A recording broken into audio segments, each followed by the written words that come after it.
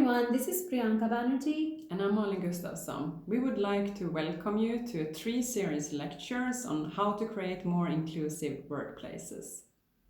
In the first lecture of this series, we will introduce you to the concept of diversity, equity, inclusion and provide you the tools to create a more inclusive university environment. What else are we going to talk about, Mai? Well, we're going to talk about unconscious bias. Do you have any unconscious bias, Priyanka? Of course, I do.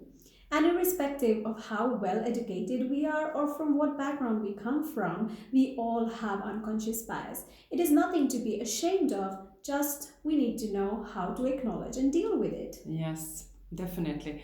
We are just a product of our culture. And in this lecture, we will challenge you to reflect on which are your blind spots, give you the tools how to overcome this, and much more.